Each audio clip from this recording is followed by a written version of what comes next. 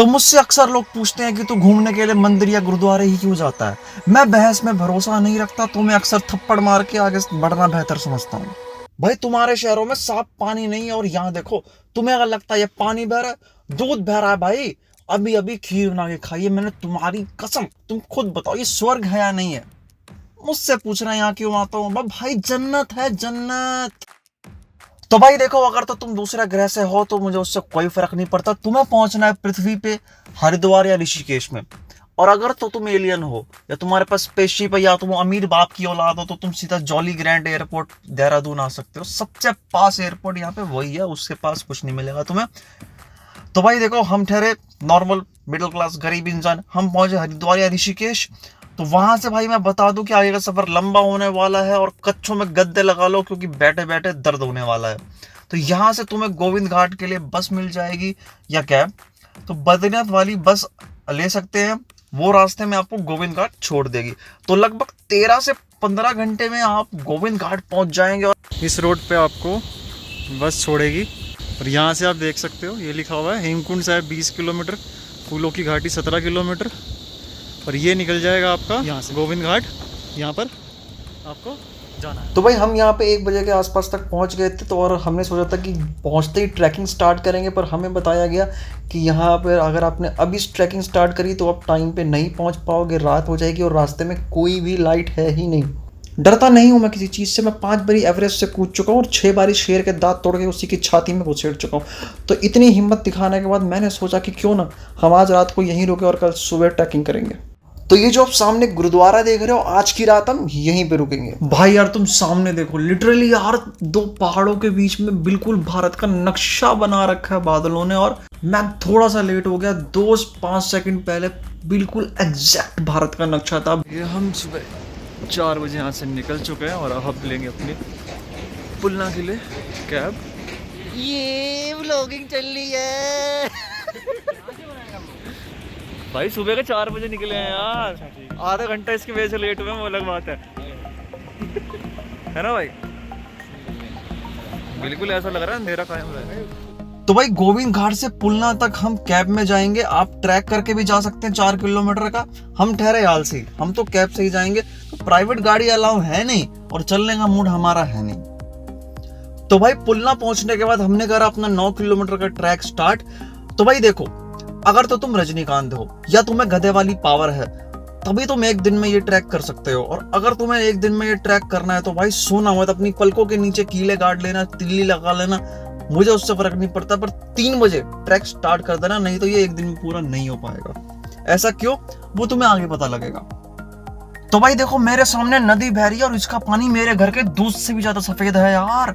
मतलब भाई देखो, मैं रहता हूँ शहर में, मेरे को साफ पानी पीने की आदत नहीं है। मेरे को चाहिए पानी में फुल बैक्टीरिया। मुझे गंदे पानी की आदत, लत लग गई है मेरे को, नशा करता हूँ मैं गंदे पानी का। तो ठीक है भाई, तो यहाँ पे यार ये लोग नदी में दूध मिला के बैठे हैं यार। मेरे घर में दूध में भी पानी मिला हुआ होता है। तो भाई हम 10-11 बजे तक घांगरिया पहुंच गए थे और यहाँ पहुंच के हमें पता चला कि हमारी शक्ल की तरह हमारी किस्मत भी खराब है। हम लेट हो गए हैं और आज आगे का ट्रैक नहीं कर सकते। तो भाई हम रुकेंगे गोविंद धाम गुरुद्वारे में, आप होटल्स भी ले सकते हो। और नेक्स्ट डे हम निकलेंगे हेमकुंड साहिब की ओर। तो भाई सुबह के 4:30 बजे हम शुरू कर चुके थे अपनी ट्रैकिंग, फाइनल हेमकुंड साहिब की आखिरी ट्रैकिंग, जो कि 6 किलोमीटर की। और भाई ये बहुत खड़ी चढ़ाई है, मैं लिटरली बता रहा हूँ, थोड़ी थोड़ी देर में तुम्हारी सांसें बहुत तगड़ी वाली फूलने वाली है।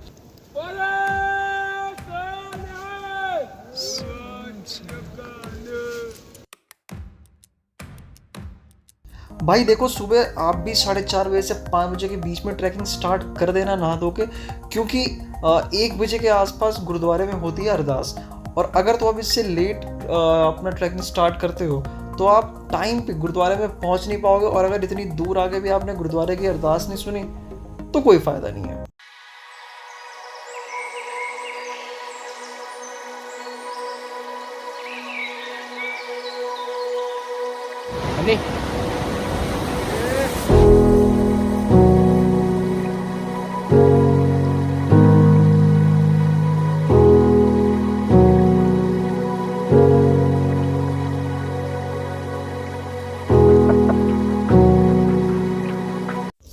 तो भाई यार देखो, अगर तुम्हें पहाड़ थकाते हैं ना, तो यार पहाड़ ना तुम्हें रिलैक्सिंग पॉइंट भी देते हैं, तुम्हें सुकून के पॉइंट भी देते हैं, तुम्हें आराम के पॉइंट भी देते हैं। तुम्हें बस ढूंढने की ज़रूरत है कि तुम्हारा रिलैक्सिंग पॉइंट क्या है।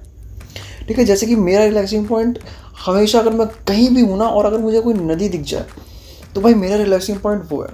मैं कोशिश करता हूँ कि मुझे वहाँ पे कोई बैठने की जगह मिले जहाँ मैं बैठ सकूँ और मैं उस जगह को एंजॉय करता हूँ, उस पानी को महसूस करता हूँ। भाई अलग लेवल का सुकून यार, कभी ट्राई करना तुम, ये मेरा है, क्या पता तुम्हारे लिए भी वर्क कर जाए। आपको जो रिलैक्स होगा ना, नदी की जो आवाज़ होती है ना, वो तुम्हें एक एनर्जी भर देगी।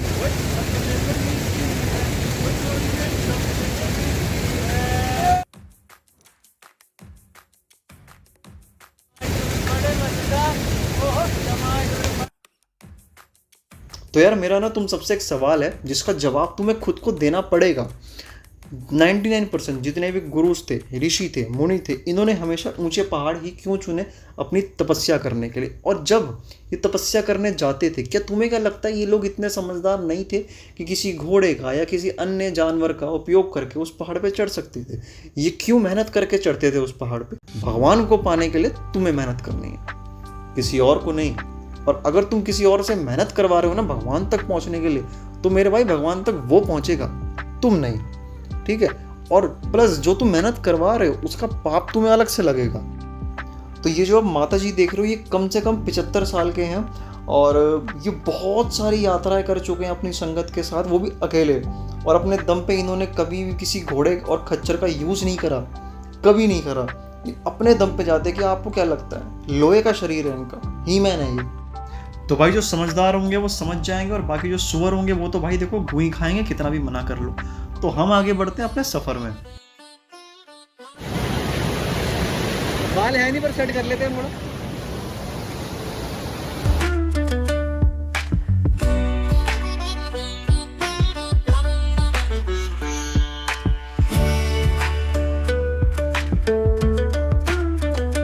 तो भाई हेमकुंड साहिब जो है ना 15,000 फीट की ऊंचाई से ऊपर है। और 15,000 फीट की ऊंचाई के आसपास माउंटेन सिकनेस होना बहुत कॉमन बात है। अगर आपको कभी भी लगता है ना भाई कि तुम्हारा सर चकरा रहा है, अजीब सा लग रहा है, चलने पे थकान बहुत ज़्यादा हो रही है, बहुत ही तबीयत ख़राब सी फील हो रही है ना, भाई कुछ मत करो, बहादुरी बहादुरी मत दिखाओ, रुक जाओ। 25 से 30 मिनट के लिए ना कोई जगह ढूंढो, वहाँ पे लेट जाओ और मैं कह रहा हूँ सो जाओ।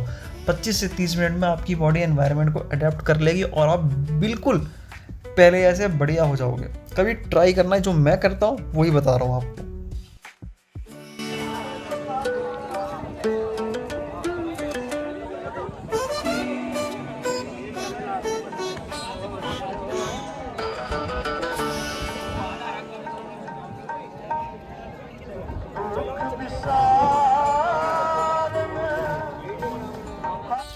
तो भाई अब थोड़ा सा पहले श्री हेमकुंड साहिब जी का इतिहास जान लेते हैं। तो ये वही स्थान है जहाँ गुरु गोविंद सिंह जी महाराज ने दुष्ट दमन के रूप में लंबे समय तक अकाल पुरख की कठिन तप साधना की थी।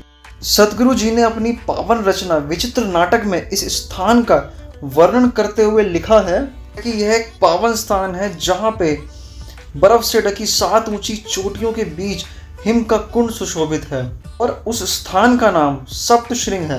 और इस जगह पांडवों ने भी योग साधना की थी और मैंने भी इस स्थान पर अकाल पुरख की लंबे समय तक तप साधना की है।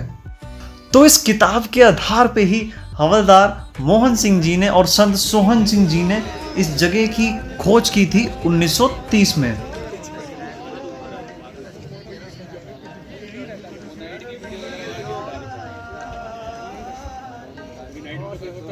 तो भाई सबसे पहले आप चलेंगे हेमकुंड में स्नान करने।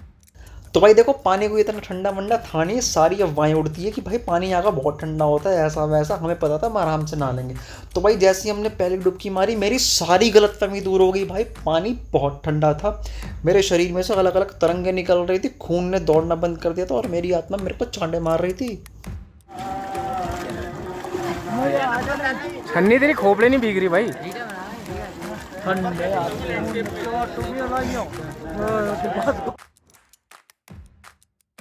तो स्नान कर लिया था हमने और अब गुरुद्वारे में अरदास का समय भी हो चुका था। तो अब हम सीधा चलेंगे गुरुद्वारे में माथा टेकने अरदास के लिए।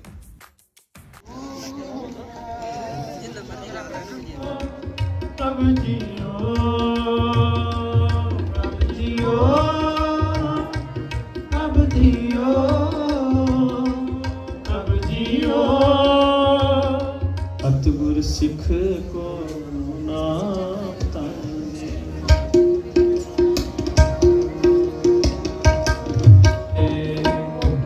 प्रभ जियो सुनी पुकार समरथ स्वामी बंधन काट सवारे बंधन काट सवारे सुनी पुकार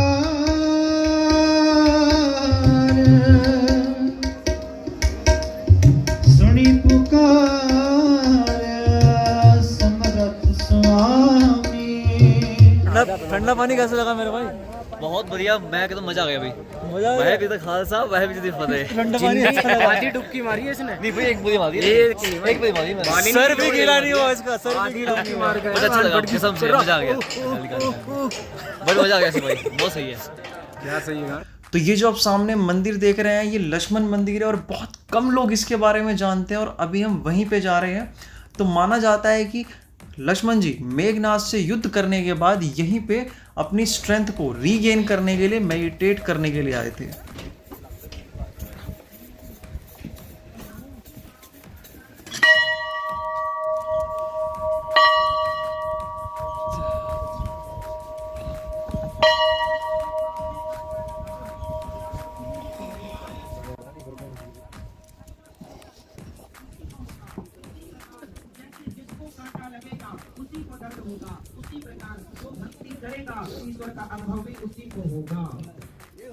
दूसरे को नहीं हो सकता ना, सही बात है। ये अनुभव का विषय है। मीराबाई कहती हैं, दर्द की मारी बन बन डोलूं बैद मिले नहीं कोई, कृष्ण एक दर्द। तो 2 बजे के आसपास गुरुद्वारे में अनाउंसमेंट हो गई थी कि जितने भी श्रद्धालु हैं वो वापस नीचे जाना शुरू कर दीजिए, क्योंकि यहाँ पे एकदम से मौसम बदल गया था, तेज हवाएं शुरू हो गई थी और बादल बहुत ज़्यादा बढ़ने लग गए थे। पर हमने थोड़ा सा भीड़ कम होने का वेट करा और हम यहाँ से फिर भी 1 घंटे के बाद निकले। वैसा हमें ऐसा नहीं करना चाहिए था, ये गलत है, क्योंकि मौसम का कुछ नहीं कह सकते और मौसम पे भरोसा भी नहीं कर सकते। पर किस्मत हमारे साथ थी, ज़्यादा मौसम ख़राब हुआ नहीं और बाद में हम बहुत आराम से अकेले नीचे गए हम सारे दोस्त।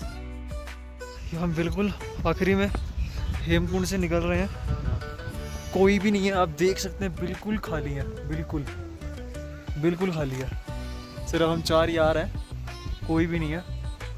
बहुत मज़ा आया और मज़ा करते हुए आगे चलते हैं। ये मौसम का हाल देखिए, बादल ही बादल छा रहे हैं। तो फिर मिलेंगे आपसे एक नई मंजिल के साथ, एक नए सफ़र में।